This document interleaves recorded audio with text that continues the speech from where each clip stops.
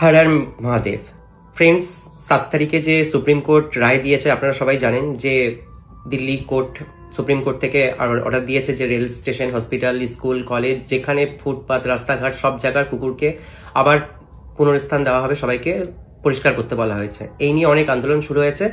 বারবার কেন কুকুরের উপরে, পশু পাখির উপরেই কেন অত্যাচার হচ্ছে? যারা রেপিস্ট তাদেরকে তো ধরা হচ্ছে না, সমাজে তো এত এত ক্রাইম হচ্ছে, কোথায়? এইভাবে তো তৎপর সুপ্রিম কোর্ট থেকে হচ্ছে না, কোনো ল অর্ডার পাস করছে না। আমি কোনো পার্টি পলিটিক্স কোনো দিকে আমি তাকাচ্ছি না, আমি শুধু একটা ডগস লাভার, আমি পশু প্রেমিক, আমি অ্যানিমালস লাভার। আমি সেই হিসাবে বলছি যে আমার ভেতরেও কষ্ট হচ্ছে চারিদিকে এই ধরনের জিনিসগুলো দেখার পরে। নিজেকে স্থির রাখা যায় না, কারণ আমিও 11টা কুকুরকে পার ডে খাওয়াই।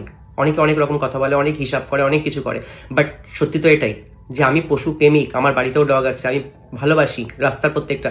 আজকে দিল্লিতে হচ্ছে, আজকে হয়তো কলকাতার বিভিন্ন জায়গায় হচ্ছে, কিন্তু আমাদের যদি বর্তমান যদি আমাদের এখানেও হয়, খড়গপুরেও হয়, তো এই জিনিসটা কষ্টদায়ক। ভাবতে হবে যে দিল্লিতে কেন হবে এই ধরনের অত্যাচার? বারবার রাস্তার কুকুরদেরকে টার্গেট করা হবে, তাদেরকে ফুটপাত থেকে তুলে তাদেরকে বাসস্থান পরিবর্তন করা হবে। আরে এরকম ধরনের অন্যায় বারবার চলছে। হয়তো আমরা সাধারণ মানুষ, আমরা কিছুই করে উঠতে পারবো না, কিন্তু সবাই যদি একজোট হই না, তো আমরা পারবো।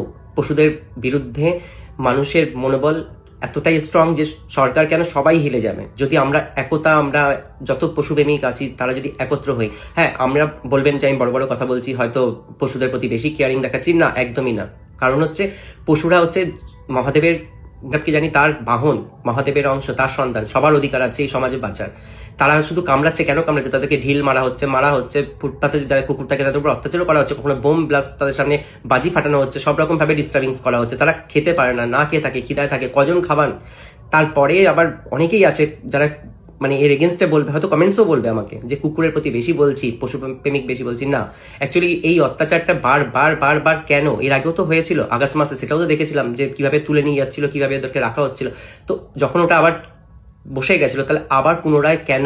আবার সুপ্রিম কোর্ট কালকে, এটার পিছনে পলিটিক্যাল কি ইস্যু আছে আমি যেতে চাই না, কোন পলিটিক্স কি বৃত্তান্ত আমি এসব জানি না, বাট আমি এটুকুনি জানি যে পশুদেরকে টার্গেট কেন করা হবে? তারা তো রাস্তার ডগ, তারা রাস্তায় থাকে, তাদেরকে খেতে দিন, সেবা করুন, যদি না পারেন তাহলে ছেড়ে দিন, ওরা ওদের মতন থাকবে। ওরা যেচে পড়ে ক্ষতি করতে যায় না, ক্ষতি ওদের উপরে হয়, ওদের উপরে অত্যাচার হয়। তারপরে কি এর থেকে তো হিংস্র মানুষ আছে প্রতিটা, মানে বলতে গেলে সমাজে অনেক জায়গায় আছে, তাদেরকে খুঁজে খুঁজে বের করুন। এরকম ল আনুন যাতে রেপটা বন্ধ হয়ে যায়, মানুষের মানে ক্রুয়েলিটি, ছিনতাই, চুরি, ডাকাতি এগুলো বন্ধ হয়ে যায়। এগুলোর উপরে কোনো আইন কানুন আনুন, কিন্তু এই ধরনের জিনিসগুলো কেন বারবার পশুকে?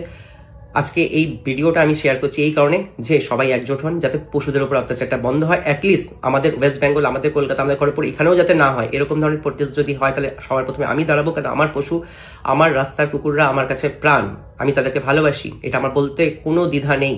যারা পশুকে ভালোবাসেন তারা জানেন যে তারা ঈশ্বরের সেবক।